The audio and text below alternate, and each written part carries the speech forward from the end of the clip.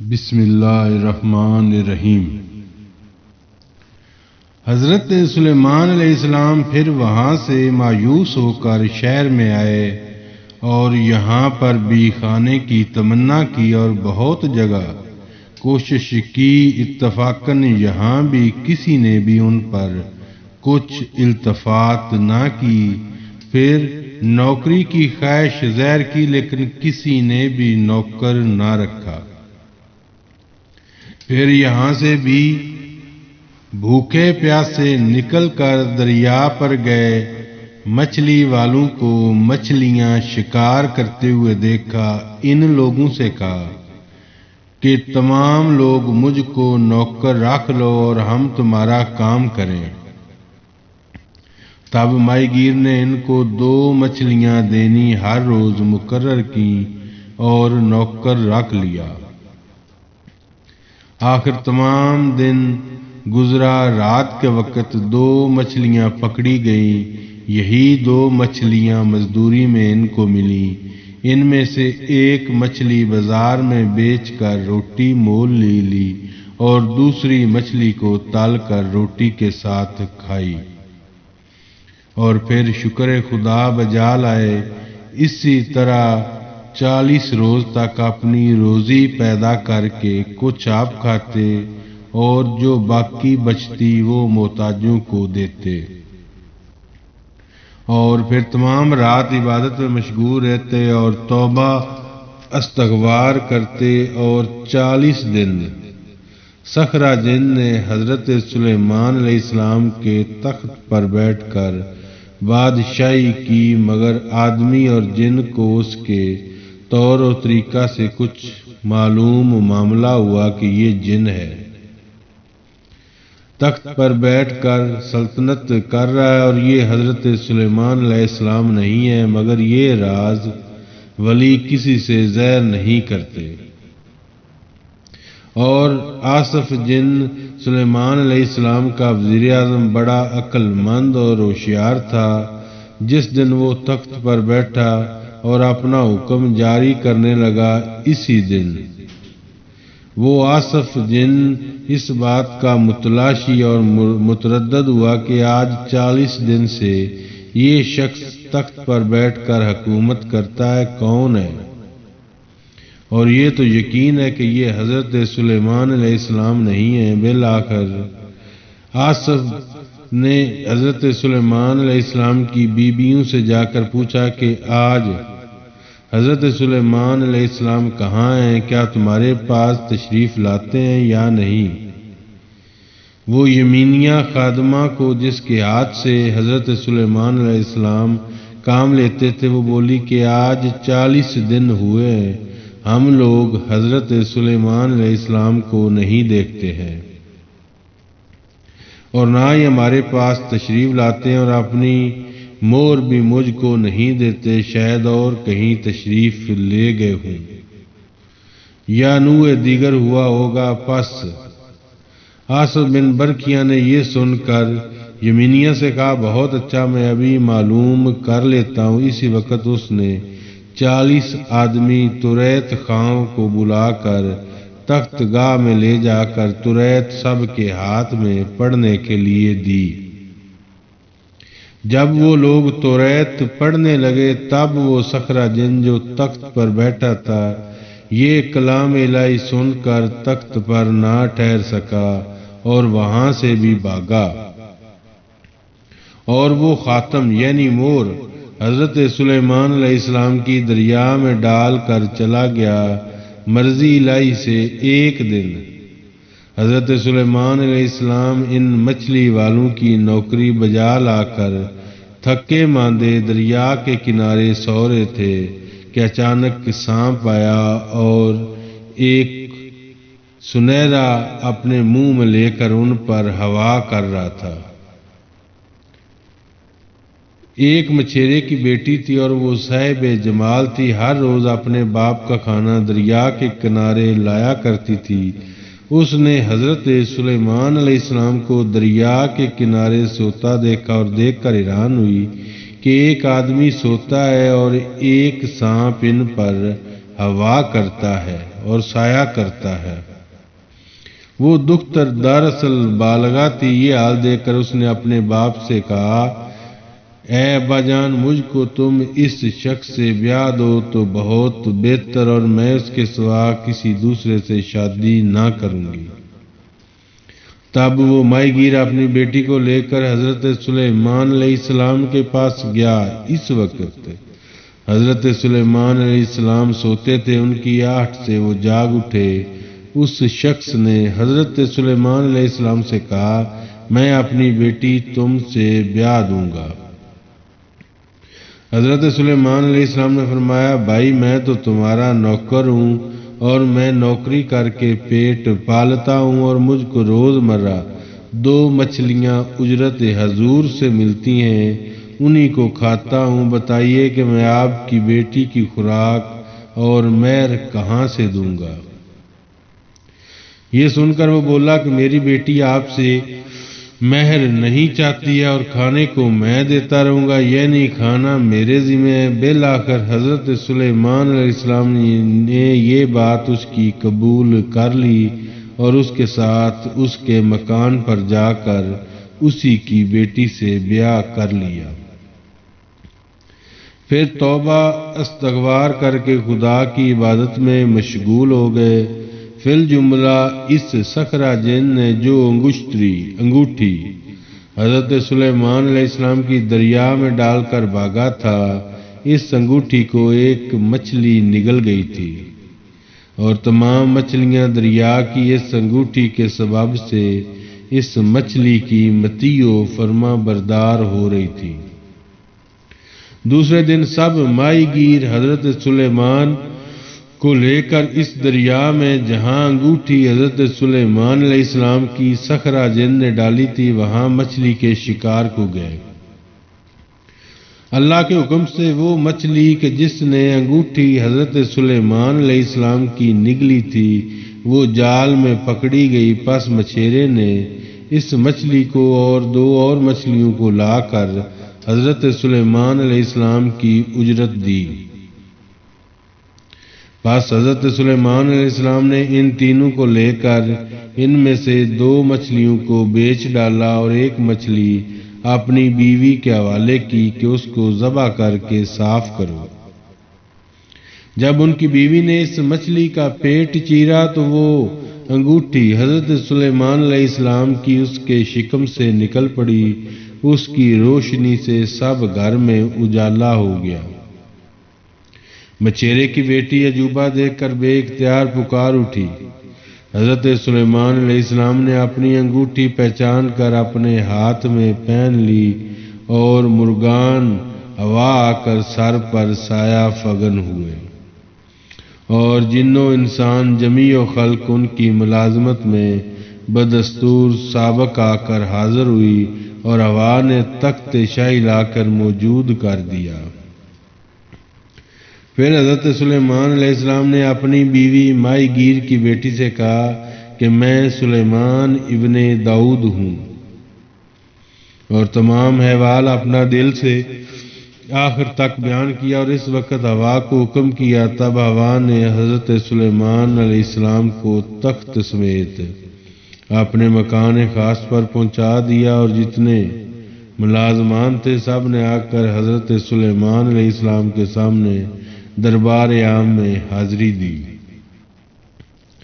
پس حضرت سلیمان علیہ السلام نے اپنے محل میں جا کر اس سیدونیہ عنکبوت یعنی اس کی بیٹی کو، جس کو شہر سدوم سے لا کر اپنے نکاح میں لائے تھے، وہ جو کتابیں جادوگر کی تھی جو ہر روز عظیمت عنکبوت علیہ کے صخرہ جن اس شہر سیدون سے لوٹ کر لایا تھا، اور اس جادو کے سبب سے اس نے حضرت سلیمان علیہ السلام کی انگوٹھی ان کی خادمہ یمینیہ سے لے کر 40 دن تک سلطنت کی تھی، اور حضرت کو دکھ میں ڈالا تھا۔ اس کتاب کو بھی پارا پارا کر کے ڈال دیا۔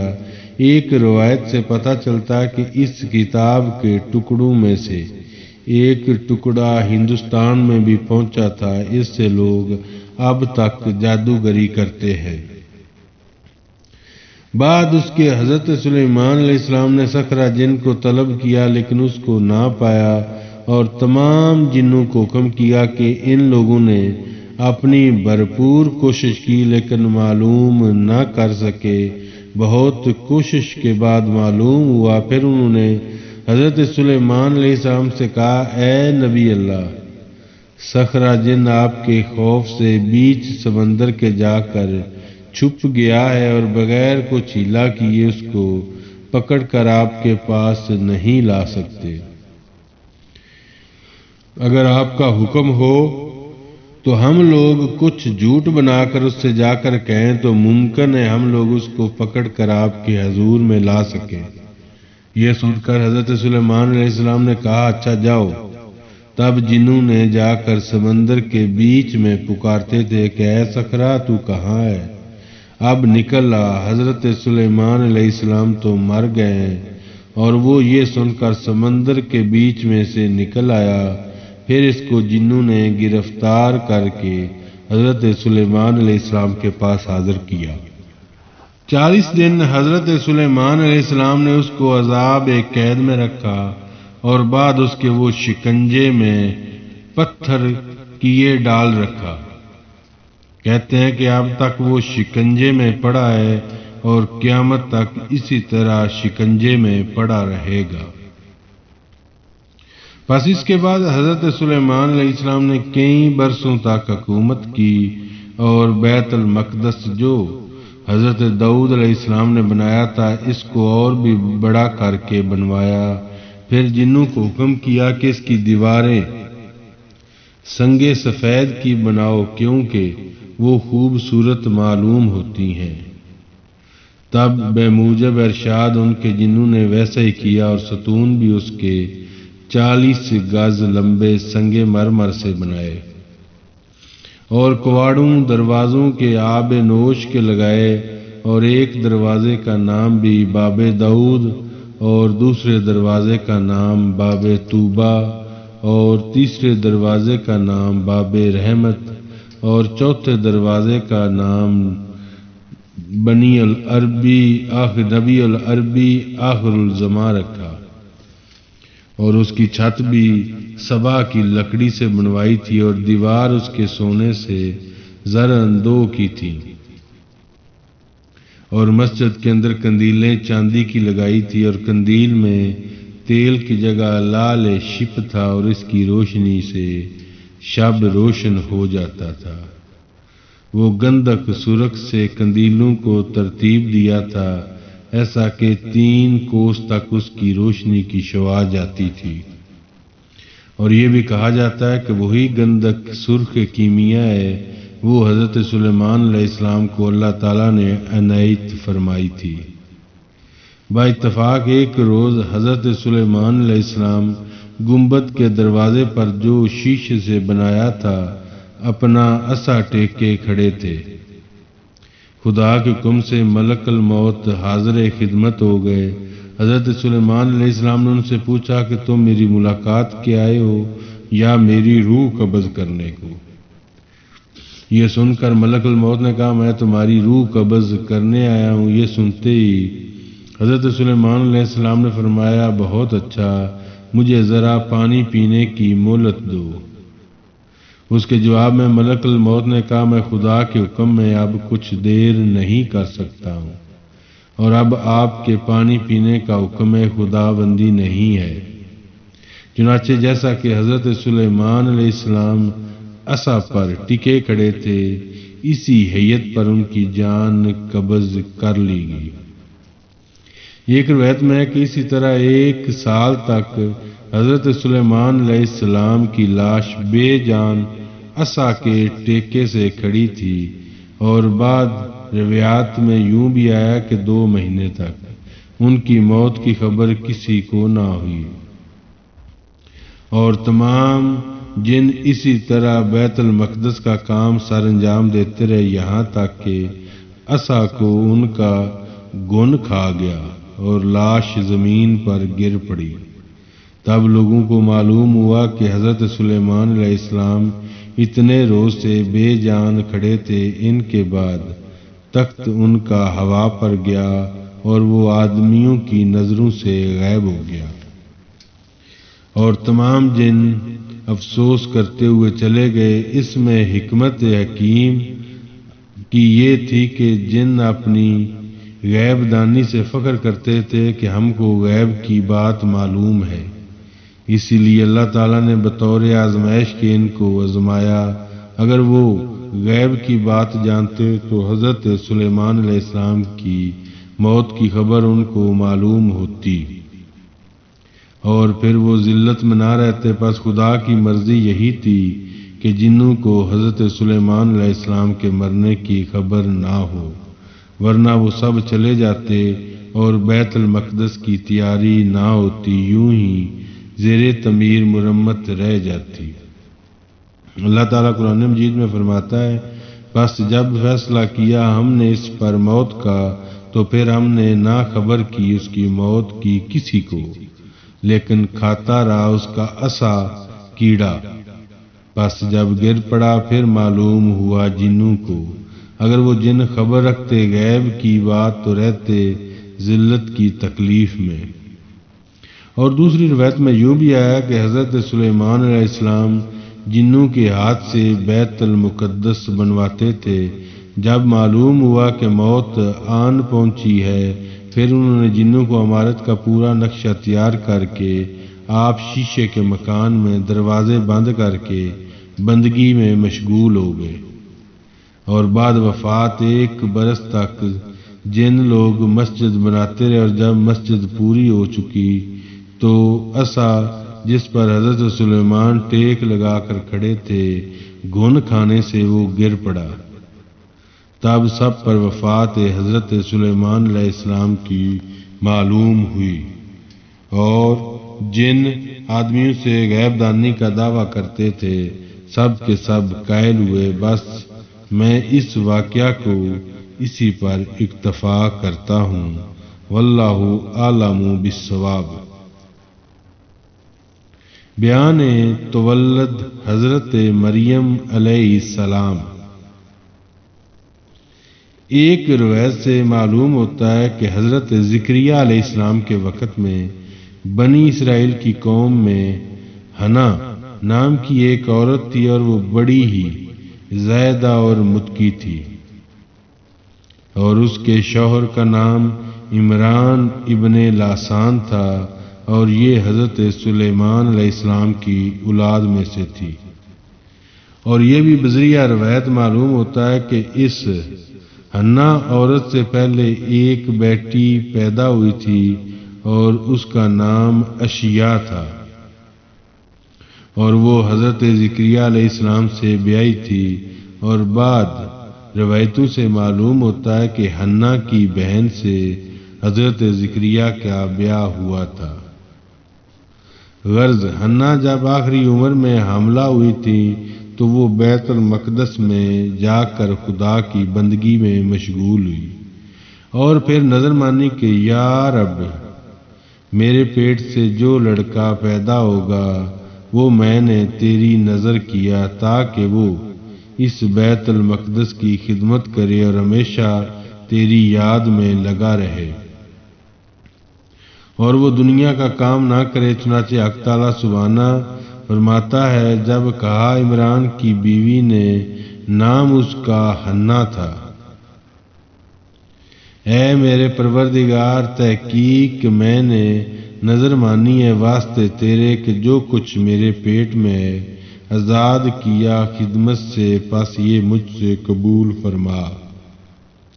تحقیق تو یہ واسطے تیرے جو کچھ میرے پیٹ میں ہے۔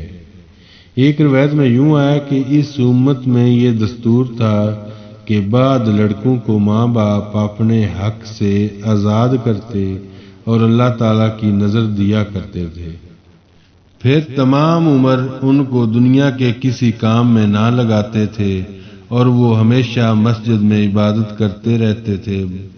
پس عمران کی بیوی کو حمل تھا، اس نے نظر مانی اسی حمل کی حالت میں جو لڑکا جنوں گی وہ خدا کی نظر ہے۔ چنانچہ بعد 9 ماہ کے اس نے لڑکی جنی تو اس کا نام اس نے مریم رکھا۔ اس حنا عورت کا دل اس واقعہ سے سست ہو گیا، یعنی اس کا مطلب یہ تھا کہ بیٹا ہوتا اور بیٹی ہونے سے وہ اپنے دل میں ناخوش ہوئی کہ میری نظر بھی پوری نہ ہوئی، کیونکہ اس امت میں لڑکی کو نظر اللہ کے کرنے کا دستور نہ تھا۔ بس اس نے اپنا منہ آسمان کی طرف کر کے کہا۔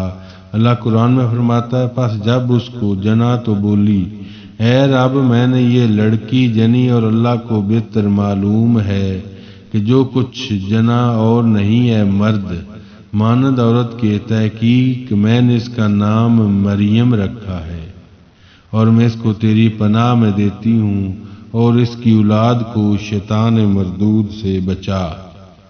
پس ندا آئی، اے حنا میں نے قبول کیا مریم کو، اگرچہ وہ عورت ہے مرد نہیں، اچھی طرح قبول کیا۔